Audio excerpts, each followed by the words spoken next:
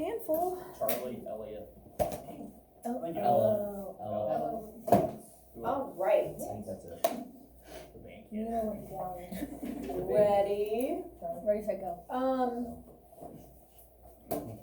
And Maureen, you got yours, so everybody should have theirs, this should be good.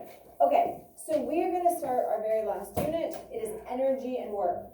There's gonna be some repeat, because we had a whole unit on potential energy last year. Our electrical, magnetic, chemical, gravitational, and elastic, right? Those 5 are the ones we focused on. This unit's really gonna focus primarily on the GPE, or that gravitational potential energy. So that should be very familiar. And then we're gonna add in the second major category of energy, which is kinetic energy. So we have kinetic energy, which is the energy of motion, and that's what we're gonna start with.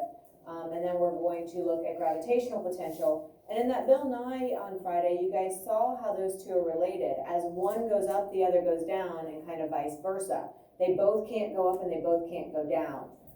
So there's always going to be a transfer of energy that's taking place. Sometimes it's going to even transfer into light, into sound, into heat, or thermal energy. So we're going to see a lot of different energy transfers. And then the last topic for this unit is something called work, which you're like, work? What's that? That's easy, we get it. Like, we understand you do work, you're moving, you're doing a job. But in science, it has a very specific definition. And so if it doesn't meet that criteria, even though by our standards it seems like you're doing work, technically you're not. And so we'll get into those specifics towards the end. But there will be, I think, 3 new equations. Pretty easy. We're going to add a little bit of a twist with this first one, but it won't be too bad. All right, so our kinetic energy is the energy of motion. Potential energy is the energy that something has because of its position. So typically we raise it above the reference point, giving it more height, giving gravity more of an opportunity to act on that object, and so it has the potential to do something. Again, we looked at this last year a lot, but the one we're really going to focus on is the gravitational potential. Selena, you want to pull that? Oh, maybe they're done. You can pull that door shut if you want. It might be okay out there now. But energy by itself is the ability to create change or to cause motion. So are you able to change something? Are you able to get something moving?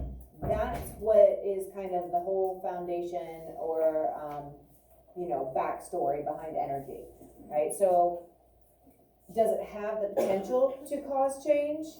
Is it actually in motion? Right, so those are our 2 main categories, and then within those we have a lot of different types. We will come back to the videos here in a second. Okay, so kinetic energy is the energy of motion. Some examples are a moving car, a baseball moving through the air, somebody swinging a bat. Here's some types of kinetic energy. Notice the abbreviation KE. Capital K, capital E, you will see that a lot this unit, kinetic energy. Electrical energy is actually a type of kinetic. The electrons are moving, flowing through that circuit. If the electrons aren't flowing, then there's no electricity. There's no electrical energy taking place. Light and sound. These are also forms of movement. The light travels and sound both travel through waves. Okay, light waves. And then our sound waves are like vibrations that pass from one particle to the other. Thermal, it's because the molecules are moving. Thermal is another name for heat, right? So we talked about in our states of matter, those molecules moving. They're not moving very much, you have the solid. If they're moving a whole lot, they're real warmed up and they're the gas molecules. So gas will have more kinetic energy. Solids will usually have less kinetic energy, but they all have just at least a little bit of that molecular motion. So anytime something's moving, it's kinetic.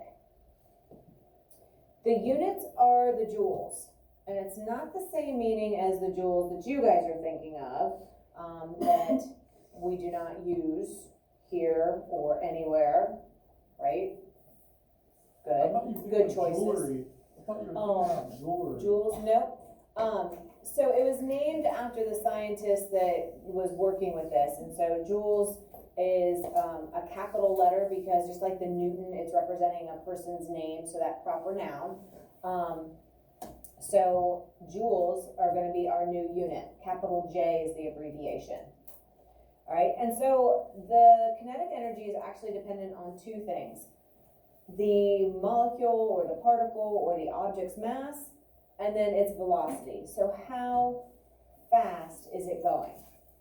Here's the equation: 1/2 mass times velocity squared. So it's not just mass and velocity. You're taking half of the mass, but you have to square the velocity. What's that? Meters per second squared. Squared. Kind of. Okay, so mass and volume are the variables, but you're gonna have to cut the mass in half and you're gonna have to square the velocity.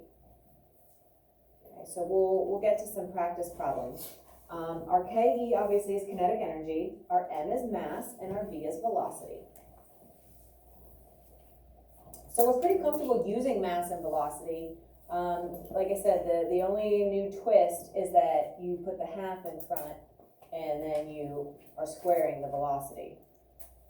All right, so here is a practice problem. It says determine the kinetic energy of a 625 kilogram roller coaster car that's moving with a velocity of 18 meters per second. So the exact same way that we have been approaching all of these problems, we're gonna underline what we know. And so for the mass, we're gonna circle what we're solving for first, kinetic energy. And then we're gonna underline the pieces of information that we know, 625 kilograms and 18 meters per second. And then we're gonna fill those in. And so now, if we're solving for kinetic energy, we're gonna identify the equation, which is 1/2 mass times the velocity squared. And we're gonna fill in the mass, which was 625, and we're gonna fill in the 18, and then we're just gonna complete this math. So we're gonna find half of 625, so 625 divided by 2, and then we're gonna take 18 times 18. So half of 625 is 313, rounded, and the square of 18 is 325. One more step, we have to multiply them together now.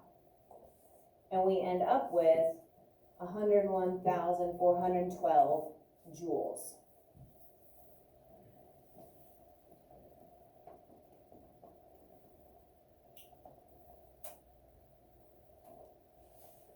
So it's a couple extra steps.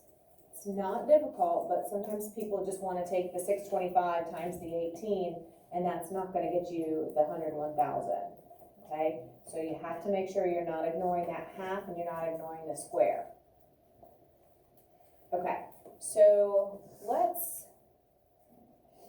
stop there for a second.